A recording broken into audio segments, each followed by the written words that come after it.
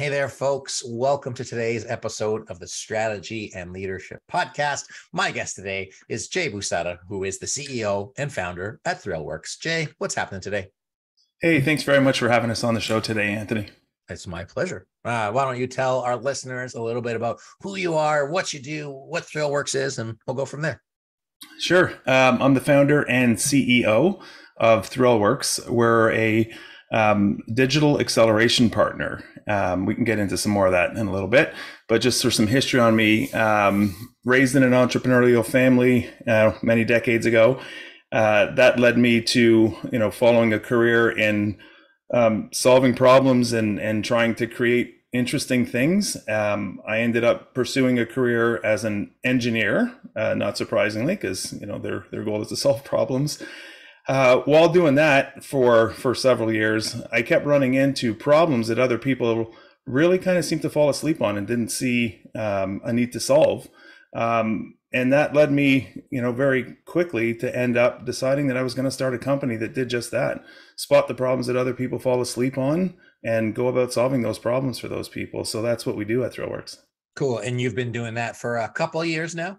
About 23. About 23, but who's counting? That's awesome. Exactly.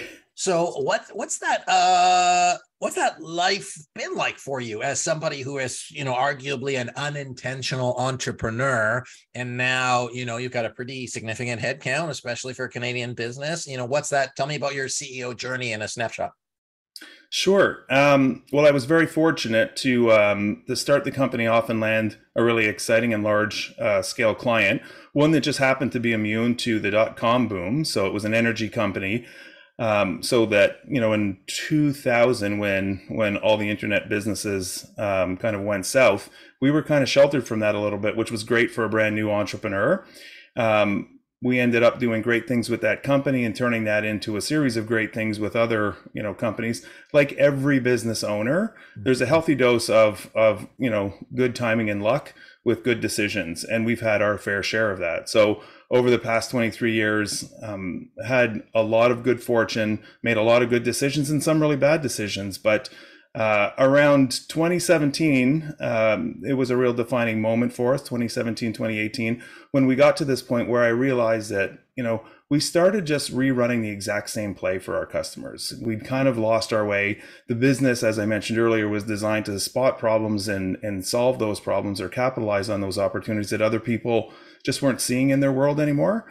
And we stopped doing that. So I had a bit of a crisis of conscience as the CEO and decided that the best thing for the company was to take us back to our founding principles. And for the past 6 years, that's what we've been about doing.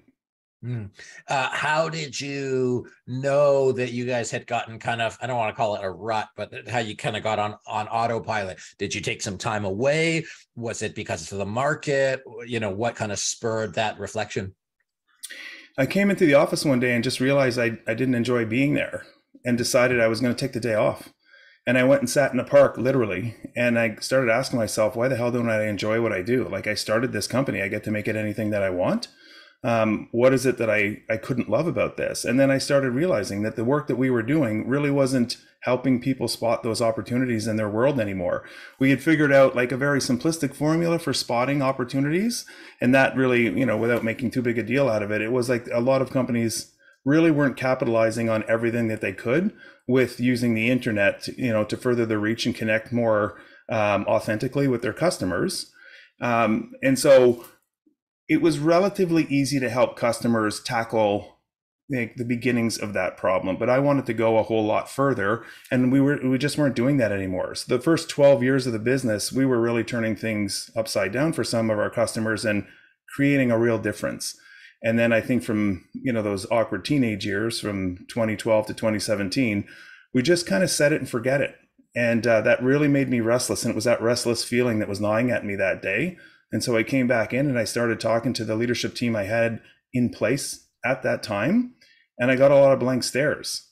And so I pursued having that conversation a little bit with them. And the more I talked about it, the more blank stares I got. And I thought, no wonder why we are now in this rut, because we have a team of people who've forgotten what we're trying to do here. All very talented, all very well intended, So we went about, rebooting the company and taking us back to our values that founded the place. And I'm happy to say it was, really successful. COVID was a huge awakening moment that kind of like will tie into some of the things I think we'll be talking about, which, we call expiry dates.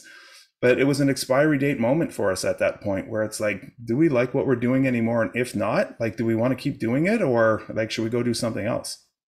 And just to give me an understanding of like size and scale at 2017, were you the same size you are now, or did that 2017 kind of reflection spur a bunch of growth? Like, what was the kind of like numbers that you all were at Sure. during that stale time, or you know what I mean? Yeah. We were, I think, either 40 or 45 people. And now we're about 75 people. So we were a little bit smaller than we are now, working on the same style of like same type of clients, clients that have large scale opportunities sitting right under their nose that, oftentimes go unnoticed. We were still exposed to the same opportunities. We just weren't, the company that I founded us to be. But so it was less about size for us. Great question. But it was more about just keeping top of mind what the heck we designed the company to do. Yeah. Well, the reason I ask is because, when you go through those inflection moments, they typically, like, it's like a catalyst. We talk a lot about organizational transformation, which actually, as you do as well, and saying, hey, the reflection of, do I have the right people? Do I have the right systems and people driving my company? And, like doubling over 6 years after being at a certain point for 16 or whatever, can't do math right now. Like it's a significant jump. So if you're open to sharing it, like what were those conversations that you had? Obviously there was the reflections and the blank stares. What did you need to do to bring that honesty, clarity to the team? And then, I imagine some of them didn't stick around and maybe some of them got on board. Like you mind opening up the curtains for us, as long as it's not too, privileged? Absolutely. And that's a fantastic question. The first thing I did was go do some work on myself. I went and found a business coach, specifically a leadership coach. I belong to a business organization called the Entrepreneurs Organization, where you get to meet on a regular cadence with other business owners. And through that organization, I met a leadership coach. So I pursued hiring that coach and started doing work on myself for a year while starting to talk to my leadership team about some of the changes that I wanted to make. And what I quickly realized is, some of the people that we had working with us loved exactly the kinds of things that we were doing. And when I painted a vision for like where I wanted to take the company, it became obvious to certain parties that they weren't right for Thrillworks and Thrillworks wasn't right for them. So we parted amicably. I'm sad to say that there was a lot of very talented people that decided that, they needed to go in a different direction. So they ended up leaving the organization. We still have, quite a few people here from that original group, but inevitably, if we had the team that was willing to do what we were talking about, turning the company back to doing, we wouldn't have been the company that we were in 2017. So inevitably, making a big change like the one that we did caused a lot of attrition, but it was very positive. I think most people kind of appreciated how we did it. And I know that we still retained a lot of those friendships from the staff that we had at the time. But largely speaking, it starts with the top of the organization. Just get clear on what you're trying to do, be open and honest on what you're trying to do. And if it's not right for people, you'll find a way to, offboard them, or they can leave on the best possible terms. And then you can find the people that do want to get to, the same goals that you do. Yeah, right. Interesting. I mean, you use the word attrition. And so I think of that for yourself. You realize, hey, you could have gone in and say, this is all your fault, everybody. But really taking that reflection to say, wait, this is all my fault, which I'm paraphrasing. He probably said, say, hey, like I need to reflect on myself. Like, what do I need to cut out? Attrition. To support myself. How do I surround myself with greater capacity mentally? Because I had been doing the same things the same ways. We got to where we are. So I need to do things differently, getting a good partner to do that. And then obviously, spurred that change once you had a new commitment in mind. It was able to tell people, say, hey, some people wanted to stay. They liked that new future. Some people didn't want to go to that new future. And it's really awesome that you've been able to adapt through that, because I'm sure you see people even maybe some of your clients who don't adapt to those new things, and then, they have problems coming out of there. Thoughts or reflections on that? You are right on the money. I think the expression that we use around Thrillworks is that consciousness comes from the top. Right. So, our team needs to know what we think, and we need to be clear about what we think so that they can choose to opt into that and help us get to our goals, as long as it's helping them get to their goals too. I mean, everybody that works somewhere has goals of their own. So the more clear we can be, the better chance that we have at finding goal matches. And once you have a goal match and talented people, you can't help but get to your goals. But that's where it has to start. And I did come in and talk a lot about, hey, I need to apologize to a bunch of people for having lost the plot around here. It's my job as CEO to make sure that we are all clear on what we're trying to do. And I kind of set it and forget it. And so, to the point that I was making earlier, we coined the term just so we would have a headline to throw around a little bit and remind us what we were trying to do with this, company. We coined the term expiry dates. And, if you'll give me a little runway, I'll give you an example. And it's a silly example, really like simple one. If milk didn't have an expiry date, you might put it in your fridge and every once in a while you have a sip of it, but it's sitting there using up space. It's sitting there using up energy for your fridge to try to keep it cold. And like when you finish it, you have to actually decide, do I want to buy milk again? Do I drink milk often enough? But what if you don't finish it? It just sits there using up space and energy. So our expiry date concept says when it expires, you're forced to ask yourself a question, do I like milk enough to actually go buy more? So let's apply that, on a grander scale and something that we all just lived through. COVID was an external expiry date imposed on all of us. COVID basically said, like it or not, the way you've done business in the past is over. You need to rethink how you do business. And a lot of people that said, I could never do business virtually, or I could never do business if I don't get to do it like, one person to another, that would never work for me. Well, COVID proved this all wrong. So, we can't wait around for crises like that to happen. That's not healthy. Those external forcing functions that show up in our life and make us make changes can sometimes be seen as a gift for us to get unstuck from seeing the world in just one way, or finding a solution to a problem and just rerunning that same solution. We don't want to be that. We actually impose what we call expiry dates, so that every 3 months in our case, we will expire things like a recurring meeting and say, do we still need this meeting? And if we say, yes, we still need this meeting, how do we know? What value is this meeting creating that would justify keeping this meeting on the books for another 3 months? And so you can apply this everywhere, from your personal life to your business life to, your community, to revisit decisions that were right for a time. But everything has a lifespan. And that lifespan, is successful if the choices that you make match the conditions that you're living in. But as things evolve, those conditions change. And so your choices will inevitably fall out of sync with the conditions. So we believe that expiry dates really helps you kind of keep your solution in lockstep with whatever the conditions happen to be. So I've said a lot. I'm not sure if that's making sense. I'd love some feedback on that. It makes tons of sense. I mean, I ran into was a client or somebody that was on a board that said their spouse had 5-year contracts on their relationship. And it's kind of the idea, say, hey, when we go through it, we got to renew the contract, because otherwise, do we like what we're doing? I've seen the inverse in terms of hey, we didn't do this before. Well, maybe it makes sense to do it now. But, to your point, the meetings, the processes, the systems, the structures is saying, hey, are they serving us? And I think that's one of the things in life as an individual where you can make the real breakthrough progress is where you reflect on certain things that you've done and say, is it serving you? And as you raise your standards. So from a company perspective, saying, hey, is there stuff that we shouldn't be doing anymore? And do we need the world to shut down before we reflect and adapt on some of those things? So I think, again, going back to consultants, having somebody like you come in and reflect on those for other people, I think is really valuable, because sometimes it, you just need a little nudge. And, it sounds like you have put those systems in place. You mentioned, jumping on problems that people are sleeping on. And I see the parallel between those two things really well. Without giving away your secret sauce, would you mind sharing, a bit of the methodology approach that you bring to your clients, and for them to reflect like, hey, maybe Thrillworks is a company that I want to partner with in the future, or at least they can take something and implement it on their own? Yep.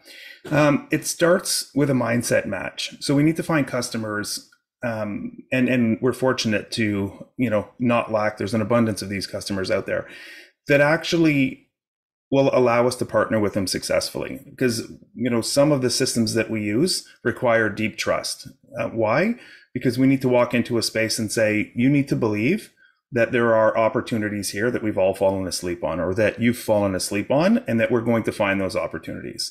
And we need not worry about what those opportunities are when we find them. Meaning, if it's going to change a significant system inside the business, it's okay if you're scared to look at that, but let's give ourselves the courage to at least pursue whether or not that opportunity is worth disrupting your business for. Mm-hmm. But if we have a poor match, if we try to enter a relationship with one of our customers where they're like, yeah, find those opportunities, but at the same time, like, don't change anything around here because we like it the way it is, because I understand how things work around here, then our work can't be successful. And all we do is annoy our customer by saying, like, here's another opportunity. If we can change this, like, you can make a big difference. One of the best stories, I could tell you countless stories about Thrillworks, but one of the popular ones I know that's already out in the public domain is, I think it was Nike that had a factory, overseas, and they had a problem with the toxicity of the glue that they were using for binding the shoe to the rubber. Try as they might, they had a hard time getting their workforce to keep the masks on that kept them safe from the glue. So people kept getting sick because they take the masks off, and then they had a workforce problem.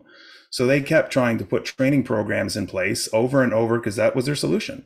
Give people better training on how to use the masks or why to use the masks, and you can avoid this problem. It took a brand new person to walk in there and look at the problem entirely differently, to come in and say, why don't we just use a glue that doesn't have a toxicity effect to it? That Boom, was my first problem solved. Right.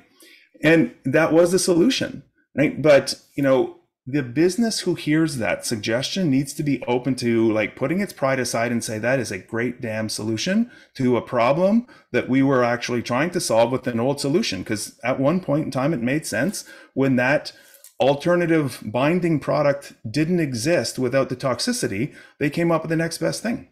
Mm-hmm. Put a mask on and deal with the toxicity. Well, life moved on. New products hit the market. They kept rerunning the same play, and they kept having the same workforce problems. So that's the kind of thing that we do when we come in here. Find a match, a mindset match with our customer. So we screen our customers as much as we ask them to screen us.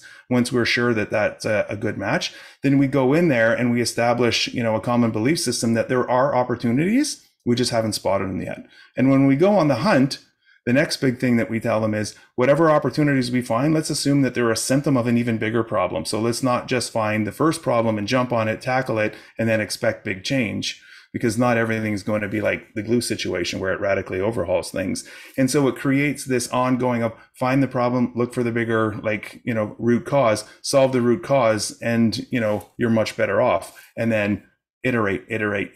And our customers, if we do this right, become quite fanatical about this, because they do a better job serving their customers. They likely save a lot of money. They become more efficient, and they have a partner that they can trust in. I will use the opportunity to pull out a metaphor for those listeners who are dealing with troubled employees and you haven't solved it in the past. You don't need to deal with that toxicity forever. Just look at a different lens to find the solution. And I see that all the time where people are like, hey, I have, this problem, and they just accept it. And I think, Jay, to your point, is like, what you accept persists in a lot of ways, but you have to continually look at the lens from which you're approaching the problem and say, hey, is this solvable? As a facilitator of strategic planning, it's nice because once every 3 years or so, teams can come through and say, hey, what are the newest, biggest problems that we need to solve as a team?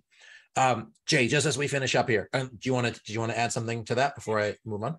I do. The objection that we usually hear to this is what about reinventing the wheel? That seems like a waste of company resources, or we could end up there. I think, Really smart, well-intended people can avoid doing that by asking themselves, say, for example, let's use the recurring meeting example. When the time comes to say, do we find value in this meeting?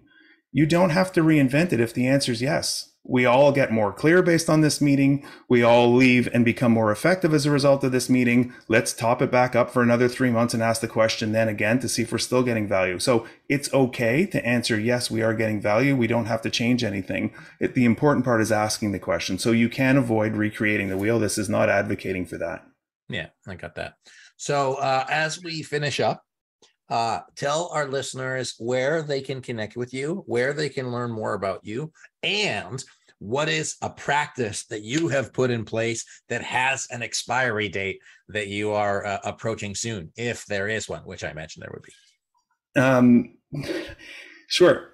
So we would love to hear from you guys listening at thrillworks.com. So it's thrillworks, all one word, .com. You can find out more about us there and contact us through that. And we'd love to hear from you. And one practice, I mean, we live it. The meeting example is near and dear to my heart. So we have a quarterly offsite with our senior leadership team where we sit down and expire choices that we make and decide which ones are still relevant because our industry changes so quickly. And we decide, okay, if we're keeping some stuff, do we still like the roadmap we've created? And if we don't like anything that's on that list because it's not serving us, do we substitute it or just focus more attention on the other items on that list? Every 4 months religiously, we get out of the office and go do that. You've heard about it being done before, and there's a really good reason for it. So we would encourage everybody to take that, every 3 months, get out of the office 4 times a year.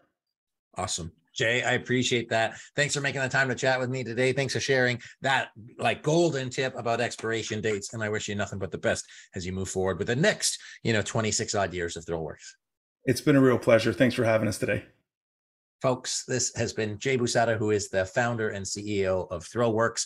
One of the things I encourage you to do, especially as, we'll get into the new year, is don't get lulled to sleep by your choices. Really reflect and say, hey, is this serving me? I think if you're a continuous growth kind of person, being able to adapt something like that with rigidity, which means you need an expiration date, not a best before date, then you'll really make the best of your choices and continually evolve into what's next. So I appreciate you watching. I appreciate you listening. Be sure to subscribe if you haven't. This has been the Strategy and Leadership Podcast. My name is Anthony Taylor.